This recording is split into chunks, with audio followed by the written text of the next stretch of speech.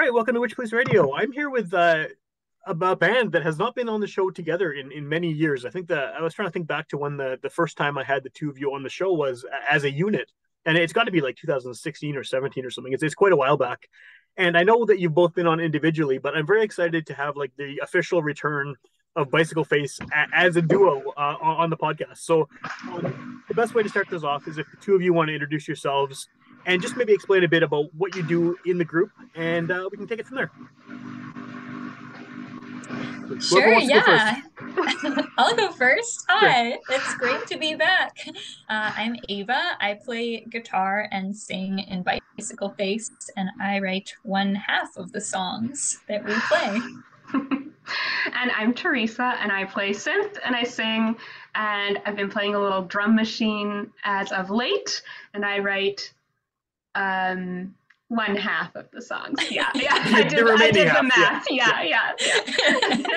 Well, and I think that, one of the things that I think we should maybe start off with is what has been the sort of trajectory here of Bicycle Face? Because I know you were active and then you became individually unicycle faces, and then now you're back. How long has how have the two of you been making Bicycle Face music sort of since the return of the band?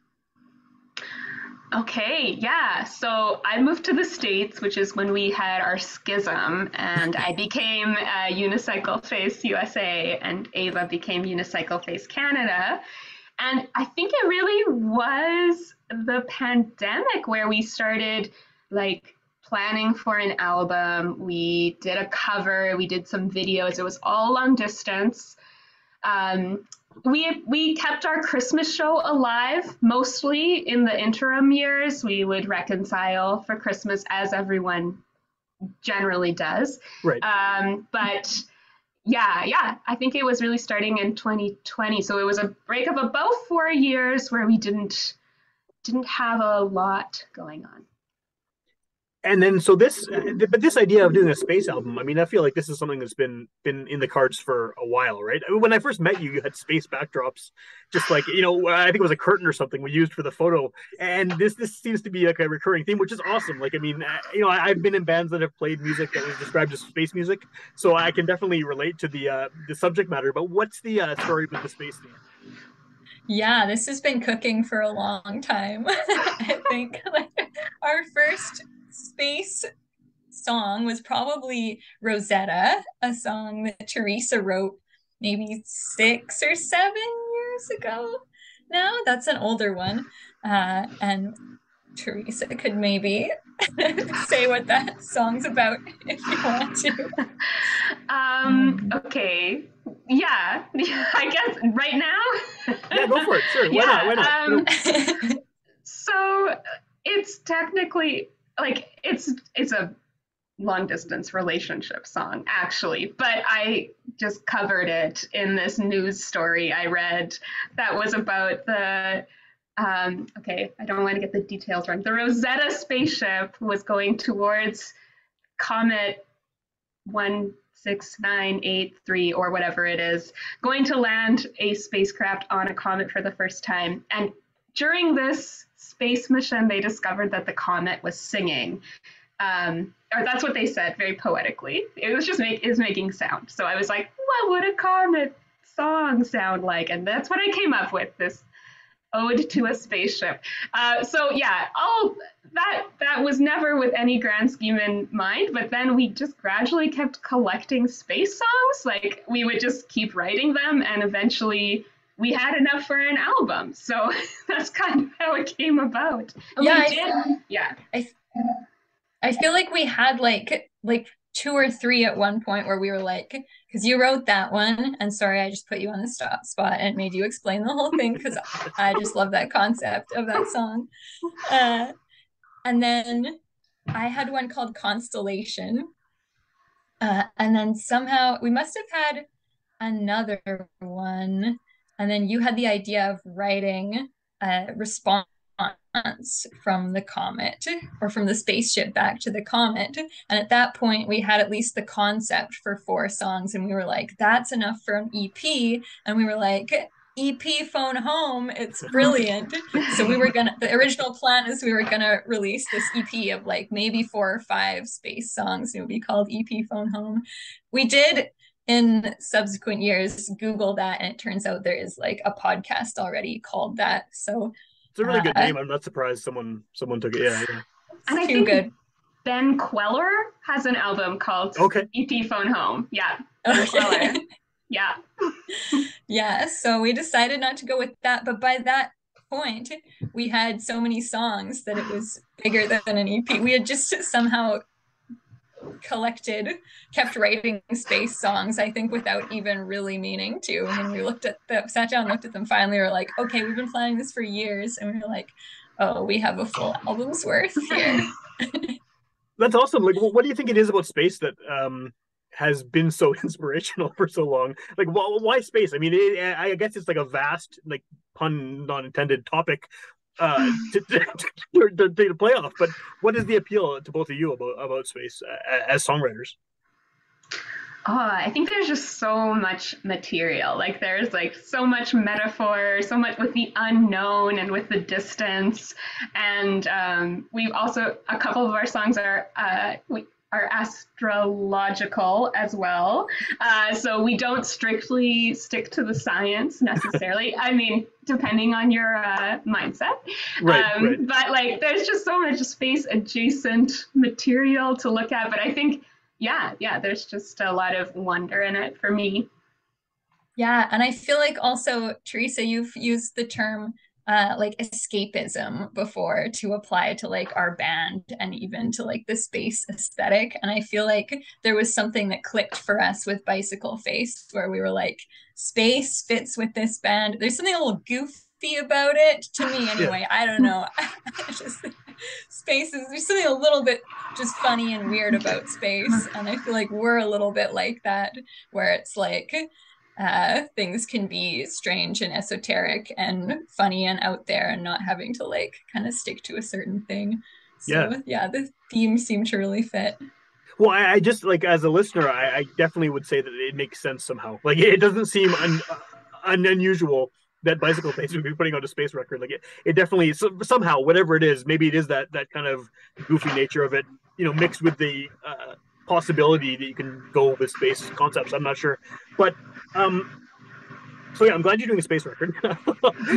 What I was going to ask though is how if obviously you've both been involved in other projects. I mean, I've had you both on the podcast separately talking about the other things you've been working on, and how has the sound of the two of you changed over the years? Like, the last Bicycle Face record was a while back now, and how would you sort of describe the sound now and how it's maybe shifted or improved or however you want to look at it? Well, I feel like our first EP was recorded very like the same way that we play. So as a duo, guitar and keyboard and voice was done by J. Riley Hill. He did a great job. It was like, I thought it was just a beautiful like way of capturing exactly the way that we perform. And I think that like as we've kind of played more and maybe played with other people and gotten more experience playing in other projects where there are like bass and drums and like these bigger projects, at least for me anyway, in my songwriting, I just started to always hear like bass and drums. I kind of hear just like things being a little bit more epic and like kind of like not quite like a prog band vibe, but like I just really like kind of that complexity in music. So I think over the years we've been hearing more of a full band sound, which has then presented us with the challenge of like, okay, do we hire a full band for everything, which we are doing for this release show. We have cool some other musicians that we like a lot playing with us, but also Teresa has started playing drum machine for some of our more recent shows. So poor Teresa, just learning all the instruments. I still just show up with a guitar or two. Teresa's like really like at the dashboard of a spaceship, working all of the buttons. So yeah, I feel like our sound has grown a lot in that way. With playing the drum machine, like, are you programming drums or are you actually playing them live? Playing the drum machine live? Mostly just triggering drum sequences. Okay. Okay. But a little bit, because because of certain And you used limitations. to. I did used to play keyboard 'Cause drums before we got our drum yeah. machine. So Right. yeah. Well, is it like what kind of drum machine is it? Is it like a new fancy thing, or is it one of those old like kind of awesomely clunky sounding ones? Okay, it's about in the middle. It is newer, but like we did have this experience when I would come back for our Christmas show and we would rent things. One year I remember we tried renting a drum machine and it was this beautiful Roland from Long and McQuaid, and we were trying it out with some of our songs and we're like, this sounds too good. It sounds so good. We need this to be shittier. So we so we ended up just using Ava's Casio keyboard, Nice. and it was perfect. But this is the drum machine I have is an Arturia drum brute, which is analog, so it doesn't. It I feel like it captures like a crisp but not too clean sound. So it's I like it, but still sometimes I'm like, we should run this through a bunch of pedals and make it sound worse. So yeah, Right. we'll get into the vintage drum machines as we go. This is just our first model. Well, as long as you can still get the shitty aesthetic, right? Yeah, exactly. It's a little bit of DIY. Yeah, yeah. Well, and I think maybe that is, aside from like you're saying before about kind of the weirdness around the band, I think that DIY-ness of it is what I always liked as well. Is the fact that you were both playing there, and doing things live with just a keyboard and keyboard drums and a guitar and stuff, and it has that kind of very very organic feel, and it was unpredictable, I think, too. Even that Christmas record you did, some of the things that happened on that record are just kind of like out of left field, and I really like it because it's Christmas as a genre, I think, is very expected, and everything is very much sort of has to be done a certain way, and you made a very strange Christmas record, which I really like. But I mean, so I mean that as a compliment for sure. But yeah. So when is the actually, you know what? Let's just talk about Christmas for a minute. Why Christmas? Because you've always done Christmas shows. You have this Christmas record that came out a few years ago. Why Christmas? What is the appeal of that? I mean, space That's and Christmas are very different themes, and they seem to both fit somehow. Christmas is also funny.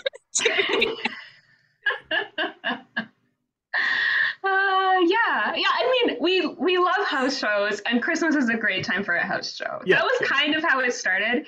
But then we came up with this alter ego where we would transform into the Christmas band Nirvana, and that was just the end. We just had to do that all the time, every year.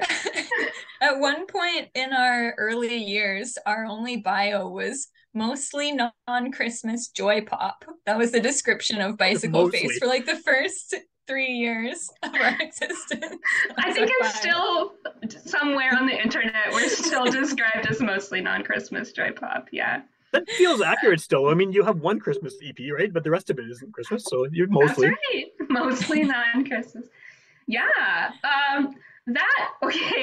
It became like, I think, a real community thing, the show. Like, I remember people saying like, oh, it doesn't feel like Christmas until, the Bicycle Face Christmas house show. So and even though it was like kind of a lot to get together when I was living in another country, sure. It was still worth it. So the album actually came about because we were planning a call-in show for 2020. We were going to do, like, it was deep pandemic. We were going to do a call-in show. We had it all planned out, and then Ava got COVID like very early on, and we were like, okay, we can't do this call-in show. Let's record a Christmas album in 3 weeks instead. And so that's what we did. Ava was still recovering from COVID. I did the, whatever I could with mixing it, and that's where it came about. And yeah, we did all the mixing, and then we made like 2 music videos also, I think, or 3. There's a music video technically for every song on the album, even if it's just a little GIF, right? So, yeah. How was that thing received? I mean, because it's a Christmas album. I mean, which on its own is kind of like an oddity in terms of music, because it seems so stuck in a time and place. But I mean, did you get a good response from it? People have referenced the videos to me a lot still. Yeah. So I think, and people told me they listened to it, a couple times on Christmas Day. Moms really seem to like it. Moms are a big part of our demographics. So, yeah. Well, that maybe is like an unexpected segue into, you made a music video that just came out a few days before we're recording this. So that's an interesting video for sure. What can you tell me about that? Because I think that if anyone hasn't seen it yet, they should definitely check it out, and I will link to it in the show notes because it's worth seeing. But what's the backstory behind that video? Ava, do you want to take this one? It's your song. Okay, right. I guess I did write that song many years ago. Yeah, that song is a love story about two alien conspiracy theorists, one of whom seems to have been abducted by aliens, and that was the working title of the song also for the first few years that we played it. We have since shortened it to Alien Mind, which is a line from the chorus. Yeah, so I kind of imagined the song as like this kind of story about someone who's disappeared, and like maybe it's aliens or maybe not. But Teresa's addition to that song was very like X-Files-y. I think like as soon as we started playing it together, it was like I was like keyboard solo here, and Teresa was like X-Files theme references. It's just like so cool and clever. And I think we ended up kind of running with that element of the song. We have these two suits that are matching that were a gift from your aunt to your mom. Yeah, accidentally. Actually gave her two of the same suit. Wow. They fit us perfectly. Yeah. Yeah, so we had those green suits, and yeah, so something with the X-Files theme and those two green suits, we were like, oh, we're secret agents investigating alien activity.